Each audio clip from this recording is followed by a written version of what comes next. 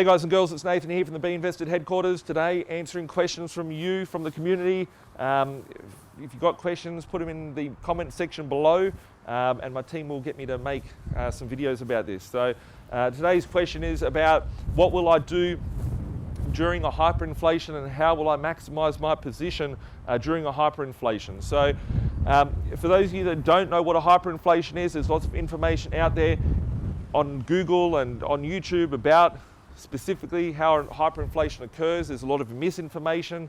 There's a lot of people out there trying to sell you gold and silver as well, which isn't a bad investment vehicle, but it's not what I'm talking about here today. Today I'm going to be talking about, what sort of steps would I be taking to protect myself to go through a hyperinflation. So, hyperinflation, I first started talking about hyperinflation 2 years ago on this YouTube channel, and a lot of people thought that I was crazy. People said that I was, on drugs and all that sort of stuff. And now these are conversations that people are having, like, wow, what could happen in this scenario? We're seeing interest rates go negative.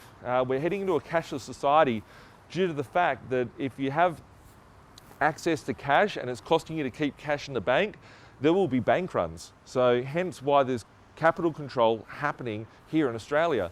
And it just really revolves around the fact that our economy is very, very weak. It has been weak for the last decade, and it's been slowly dying since the Monetary Act of the 1960s, when we went from the dollars and from the pounds and the pence to the dollars and the cents.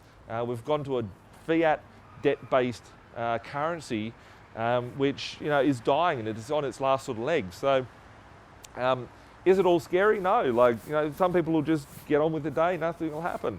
Some people will get slaughtered out there, and some people, like myself and my investors that I help here at B.Invested, will be able to take advantage of the opportunities and be able to profit during this time. And it's something that I'm very excited by, but I am also nervous of and concerned about because I've never been through a hyperinflation.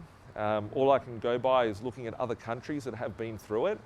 And generally, it makes a lot of people very poor. It creates a depression. Hence why I called the global financial depression going back 2 years ago, before any mainstream media was talking about it. They didn't want to hear about it. They like having me on stage to go, Nathan, can you talk to us about pumping up stuff or whatever? But when I tell them about other reality, it's like, well, it could affect our advertisers here, so we won't talk about it today.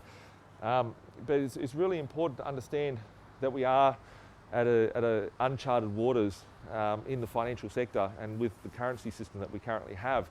And as we enter towards a zero interest rate policy and to a negative interest rate policy, this is going to have profound effects on the economy, the biggest one being inflation, because people will go, well, I don't want to have the money, it's buying me less and less, I may as well go and spend it on something and that'll keep the economy going, but it will also end in hyperinflation. And to protect myself throughout that, I'm hedged very well against other sort of assets. I've got a lot of property, as a lot of you know. I think that he who has the most amount of debt attached to an asset will be very well off, which is why I'm very happy with having 17 mil worth of debt against 50 mil worth of property, with a cash flow that's going to be inflated as well. But I'm not just hedging my bets on property. Property is my favorite go-to vehicle. I'm invested in the cryptocurrencies. I'm invested into precious metals. I don't talk about precious metals out there, right? B.Invested, it's an investment firm, so I should probably talk about it. But I've been investing in the precious metals for about 18 years now, maybe 19 years. I remember when I first started getting into precious metals and collectible coins and that back when I was about 15 years old, 14 years old, 15 years old, and looking at how these play effect, like in the market is very important. Am I backing everything on buying gold and silver? Certainly not. Gold and silver doesn't bring in a passive income. It doesn't bring in a cash flow. All about cash flow. I want cash flow streams that are going to be inflated through a hyperinflation. So I've got various businesses. I've got different sort of financial assets out there and financial instruments. I'm not exposed to shares at the moment. I will be picking up shares and re-entering the stock market like I used to be back in the GFC once the GFD goes into full-fledged into danger zone and big hits are happening to the financial markets where I can pick up stuff below market value. I feel that the stock market is very inflated and very much over market value at the moment, hence why I'm not exposed in that market. So cryptocurrencies, precious metals, I do have a level of cash that I do allocate aside for these sort of times. However, cash is probably one of the scariest things for people, because most people think, oh, you better have cash and you better have money and you better have savings. But the reality is that we haven't even been through a property cycle. Everyone thinks the last 10 years we've seen property prices go up so much. We haven't seen property prices go up. We've seen the money buy less than what it used to.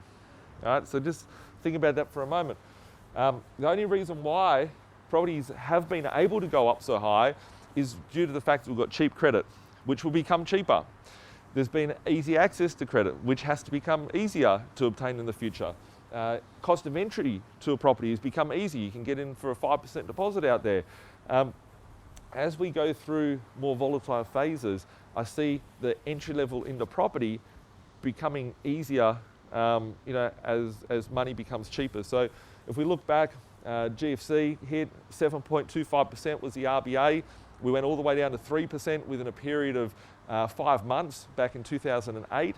And since then, the interest rates have gone lower and lower. Imagine when the interest rate goes from 1.5% to -2% at the RBA, and it costs you 2% at the bank to get a home loan. How many people will be able to afford a mortgage then? That will push up prices. That will push up the economy.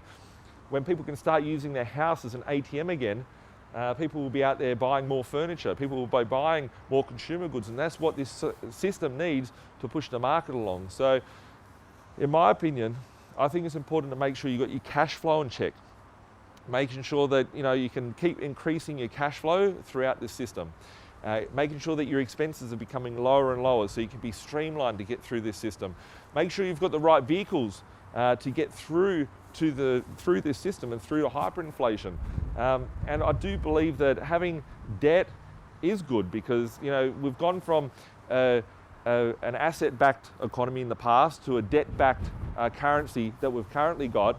And if you can have debt that's being inflated away, debt becomes irrelevant with inflation. So that's why I think property is a very good vehicle also through these markets. So just my feedback on what I'm going to be doing through a hyperinflation. I'm already set for a hyperinflation. All different asset classes. I encourage everybody to be well diverse, have a plan, have a strategy. If you need help with devising your strategy, making sure you're on check or whatnot, feel free to reach out to me. Happy to have a look at your position, happy to give you some feedback, tell you if you're too exposed in one area, not exposed in another area, or be a sounding board to your ideas and suggestions. So we'll catch up soon. Thanks a lot, guys. Bye for now.